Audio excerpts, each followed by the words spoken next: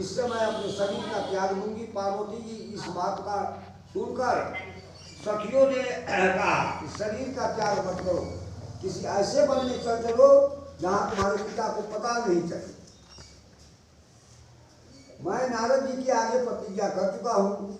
हिमवंत सोचने लगा कि मैं नारद जी के आगे प्रतिज्ञा कर चुका हूँ कि अपनी पुत्री भगवान विष्णु को दूंगा। ऐसा सोचते सोचते हिमवंत मूर्छित हो गए। गिरिराज को मूर्छित देखते सब लोग हाहाकार करते हुए दौड़ पड़े। जब होश आया तब उससे पूछने लगे कि हे गिरिराज, आप अपनी मूर्छा का कारण बताइए। हिमवंत ने कहा कि आप लोग मेरे दुख का कारण सुने। न मालूम कौन मेरी कन्या को हर के ले गया है। ऐसा नहीं हुआ उसे काले सांप ने काट लिया होगा या सिंह बालू खा रहे होंगे। हाय हाय मेरी बेटी कहाँ गई, किसी दुष्ट ने मेरी बेटी की पुत्री को मार डाला।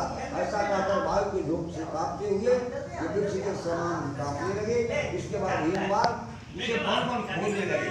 वह वन में सिंह भालू इन सब जंतुओं से बड़ा भयानक हो रहा था। तुम भी अपनी सखियों के साथ उस भयानक वन में चलती चलती एक ऐसी जगह जा पहुंची जहाँ एक नदी बह रही थी।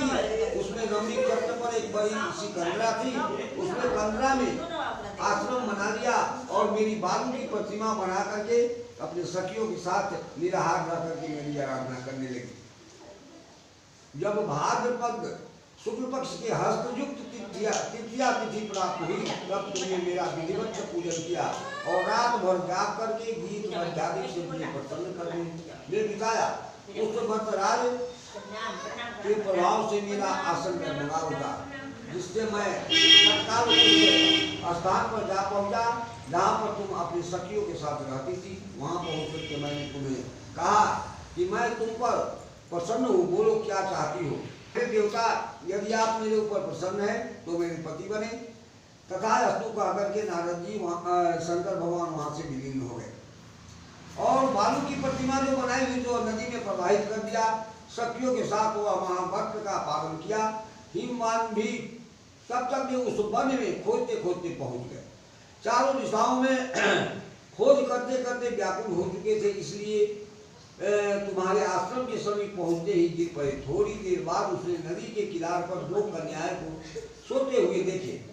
उन्होंने देखते ही अपने छाती से लगा लिया, बिलख कर रोने लगे। फिर पूछा, पुत्री तुम सिंह बाघ आदि जंतुओं से भरे इस वन में क्यों आ पहुंची। पार्वती ने उत्तर दिया कि हे पिताजी, मैंने पहले से ही आपको शिव जी के हाथ में सौंप दिया था। आपने मेरी बात टाल दी, इससे मैं यहाँ चली आई। हिमवंत की संभावना दी कि हे पुत्री, मैं तुम्हारी इच्छा के विरुद्ध कुछ नहीं करूँगा। वे तुम्हें अपने साथ लेकर घर आए और शंकर जी के साथ विवाह कर दिए। इसी से तुमने मेरा आसन पाया है। तब से आज तक में किसी के सामने मुझे यह वक्त प्रकट करने के अवसर नहीं प्राप्त हुआ। हे देवी, मैं यह बताता हूँ कि यह व्रत हरतालिका नाम क्यों पड़ा। तुमको सखियों ने हर के ले गया, इसलिए इस व्रत का नाम हरतालिका पड़ा। पार्वती जी ने कहा कि हे प्रभु, आपने नाम तो बताया, अब इसकी विधि भी बताइए, इसका क्या पुण्य क्या फल है, यह व्रत कौन करे। शिव जी पार्वती जी से कहते हैं कि हे देवी, मैंने समस्त स्त्री जाति की भलाई के लिए यह उत्तम व्रत बतलाता हूँ। जो स्त्री अपने स्वभाव की रक्षा करनी चाहती है वह यत्नपूर्वक इस व्रत को करे।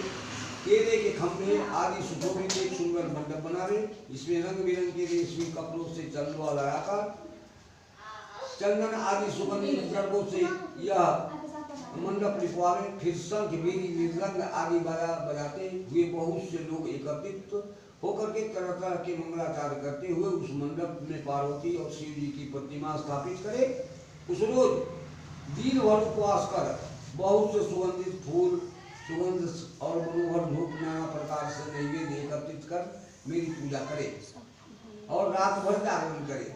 ऊपर जो वस्तुएं गिनाई गई है, जिसके अतिरिक्त नारियल, सुपारी, जमीरी, नींबू, लौंग, अनार, नारंगी आदि जो जो फल प्राप्त हो सके उसे इकट्ठा कर ले।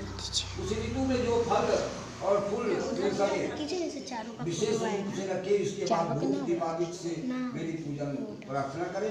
हे शिवे शिवरूपिणी हे मंगले सब अर्थों को देने वाले हे शिव रूपे आपको बार बार कथा नमस्कार इधर हो रहा है। है ना तो हे शिव रूपे आपको सदा के लिए नमस्कार है। हे ब्रह्मरूपिणी आपको नमस्कार है। हे जगदम्बा रात्रि आपको नमस्कार है। हे श्री वाणी आपको नमस्कार है। संसार के भय से भयभीत मुझ दीन की रक्षा करे, इस कामना की पूर्ति के लिए मैंने आपकी पूजा की है। हे पार्वती मुझे राज और सौभाग्य दे, मुझ पर प्रसन्न हो। इन्हीं मंत्रों से पार्वती की पूजा करे। तदनंतर विधि पूर्वक कथा सुने और ब्राह्मण को वस्त्र गौ सुवर्ण आदि दे।